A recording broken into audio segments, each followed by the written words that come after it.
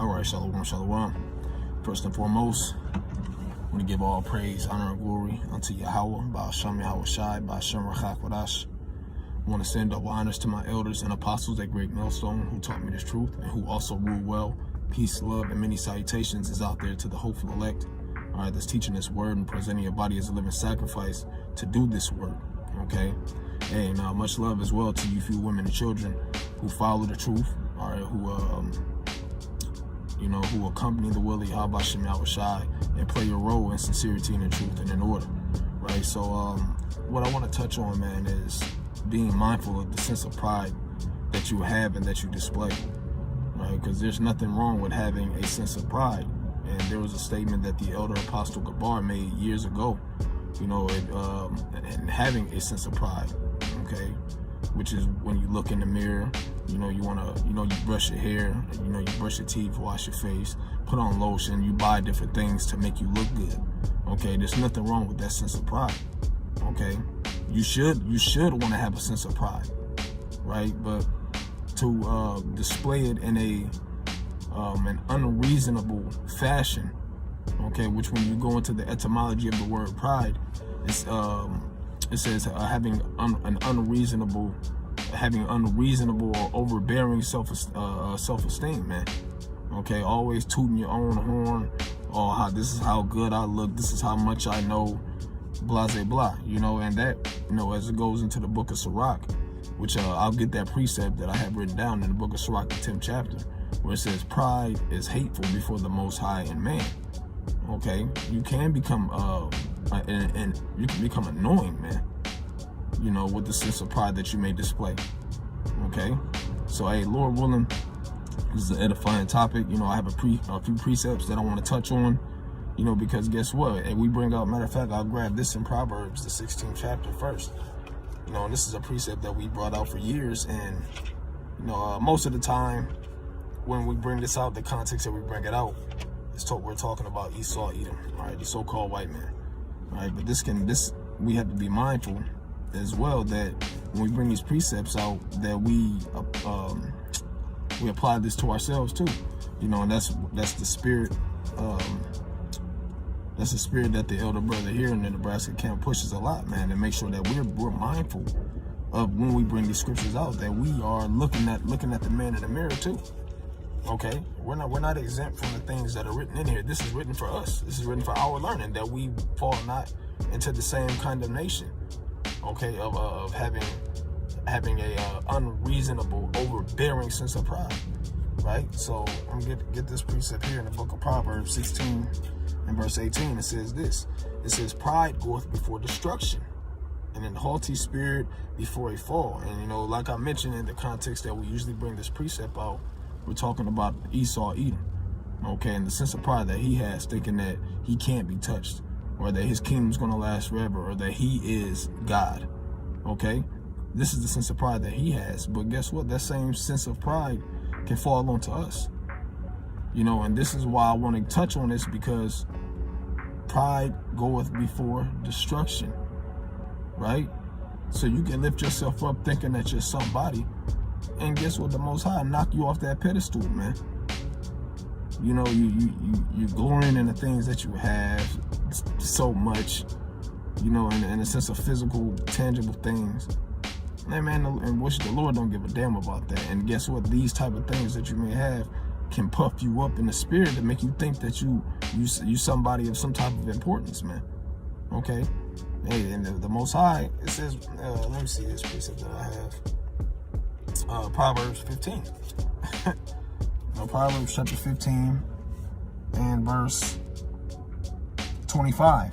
Okay, it says this. It says, the Lord Yahweh will destroy the house of the proud, but he will establish the border of the widow, which we know that the widow is ultimately the nation of Israel, because it tells us as ministers of Yahweh Shem Yahweh Shai to plead for the widow, to protect the fatherless, so on and so forth. All right, but hey, this applies to us too. The Lord's going to destroy the house of the proud, man. Will Esau Edom be destroyed in his pride? Of course, that's without question. And that it tells us that throughout the scriptures, right? But that applies to us too, right? Don't think that we're exempt from these things that are written, because hey, you got to remember that these things that were written And the scriptures were, as it says in Baruch, the 4th chapter, it says, "O Israel, O happy are ye for the things that are pleasing to the Most High made known unto you." And before that, it says what? This is the book of the commandments of Yahweh Shem Shai that we should keep forever and ever, right? As the nation of Israel. So yes, this applies to us first and foremost. Okay, that's one thing that we need to remember. So let me get this in the book of Sirach, the 10th chapter. In the book of Sirach, the 10th chapter, you know, there's a few precepts that I want to get in that chapter in particular, right? So this is this is the book of Sirach, chapter 10 and verse 7. It says, "Pride is hateful before the Most High and man," you know, because I just read the scriptures in Proverbs, how the Most High will destroy the house of the proud, okay? The Most High don't like no proud-ass individual, man. But also, you know, as I made a reference to, earlier, is, you know, having pride, evil sense of pride, I'm going to say it like that, is you can become hateful to men, you know, lifting yourself up above men, you know, boasting and bragging about what you know and what you do all day, all night, you know, you're self-centered, okay? The Lord don't get down with that shit, man. Just to say it frankly, the Lord ain't with that, man. And there will be many of the nation of Israel that will be destroyed. You know, one sense of pride that I've seen, especially amongst the women of Judah, and this is just something that came to mind, is how you have these women, these mainly Judite women, all right, but you know, Israelite women, they'll be all out of shape, you know, according to the curse that's written in the book of Isaiah, where it says a girdle not a rent. And these women to be out here in body suits, you know. You know, something that the comedian Mike Epps said, that you have a lot of women that wear these body suits with no body, and they begin to look like wrestlers. But the pride that's within them, due to the way society say you should love how you look, you know, you should be who you are, which, you know, in a sense you're right, but you need to know when to say, hey man, this shit ain't right. If you over 200 something pounds, 300 something pounds as a woman, you know, you should be humble, man. You shouldn't be proud in no sense, you know, as far as how you look, unless you're doing something about it, you know, then there's a difference. You know, if you're working to become healthier and to look better, that's okay, that's all fine and dandy. But if you eating 2 or 3 Whoppers a day, you know, you just a glutton. You don't give a damn about your diet, and then you're putting on these revealing outfits. Is disgusting, you know, to say the least. No, you should be ashamed when you're in that sense of pride. Hey, and you know, through the Spirit, you know, what just came to mind, how much more we, you know, when the Lord reveals something unto us, we have to know how to deal with it. We have to know how to deal with the wisdom that Yahweh Shem Shai gives us, and how we are to deal with it, that we don't become proud. Okay? So reading on, it says, pride is hateful before the Most High and man, and by both doeth one commit iniquity. Yeah, because you will start getting, you know, you're getting puffed up in the spirit, thinking that you somebody. And I keep saying that, man. I keep saying that because we've seen it happen. Okay, on numerous levels, you have men that come out with wayward doctrines as well, and proud about it, thinking that they know something or thinking that they're somebody. When deep down, you're just a low-level individual, man.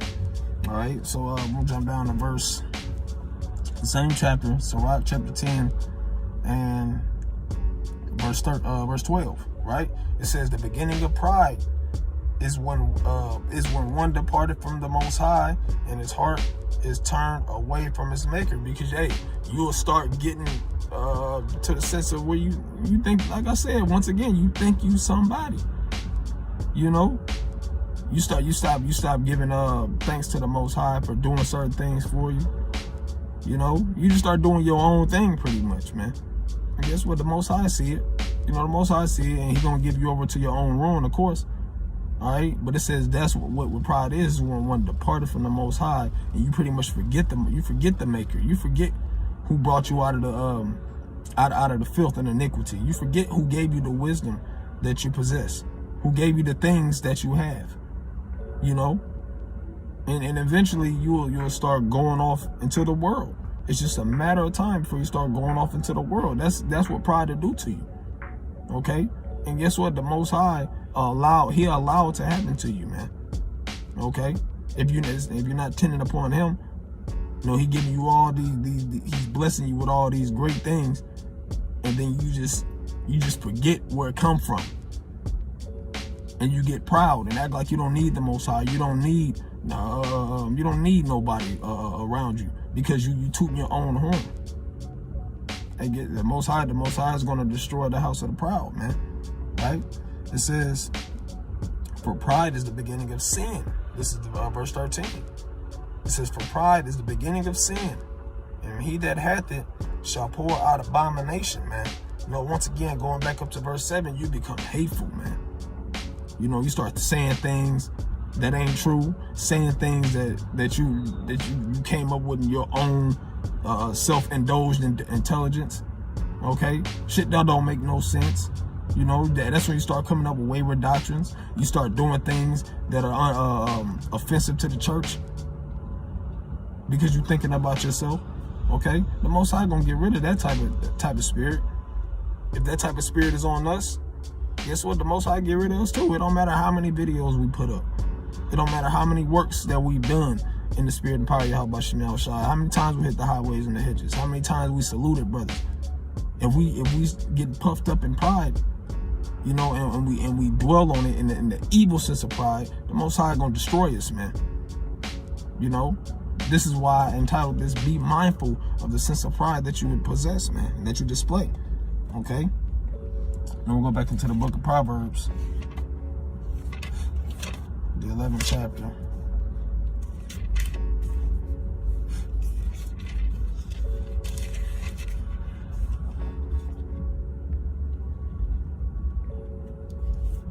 Right? In the second verse, it says, when pride cometh, then cometh shame. And guess what? The Most High, he allowed that sense of pride to get on specific individuals, just to make you an example of what happened to people that are proud. And it says, when pride cometh, then cometh shame. The Most High make you look stupid in front of the congregation and in front of the whole world, man.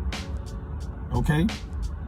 Because you ain't dwelling upon the spirit and power of Yahweh Shem Shai. You dwelling on what things make you happy. All right? Another sense of us humbling ourselves and not being proud, reminds me of the book of James. Let's see if I can find it. Where it says, if we shall say the Lord will, because we ain't in control of anything. First and foremost, we ain't in control of a damn thing. The Most High directed our steps. The Most High put instruction in us when we sleep. Okay? The Most High, he controls everything in general, as it says in the book of Sirach 18:1. This is why we say, if the Lord will. Let's see if I can find this precept.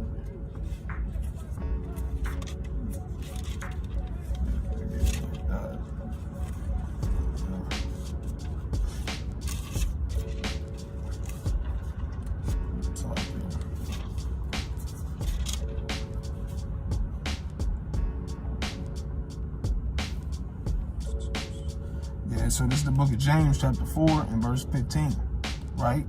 It says,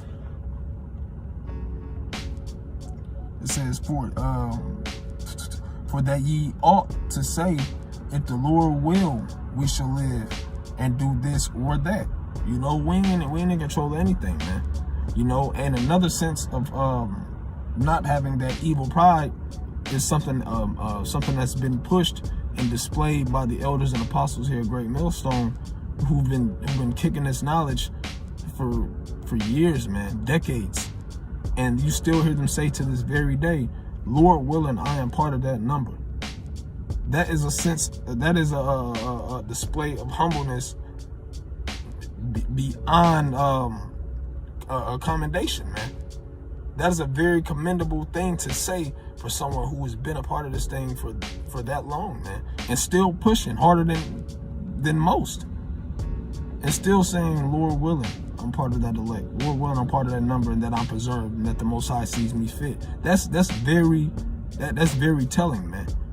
Okay, but at the same time, the sense of pride that is displayed by our elders and apostles is a good sense of pride, man. Okay? With the knowledge they display through the spirit and power of Yahweh Shema Shai, still giving praises, honor, and glory unto him. Okay? So, that's pretty much all I want to touch on. I don't want to prolong it. This is a pretty simple topic, but it's very important that we don't display the wrong sense of pride, man. Okay? Hey, so with that being said, Lord willing, this was an edifying video. And until the next time, I'm going to give all praise, honor, and glory unto Yahweh, Ba'ashem Yahweh Shai, Ba'ashem Rachak Kodash. Double honors once again unto the elders and apostles at Great Millstone. Rule well. Peace, love, and many salutations out there to the hopeful elect. You sincere Akim, you sincere Akwath that are doing the will of Yahweh Shema Shai in truth and in sincerity and playing your part. All right. Shalom.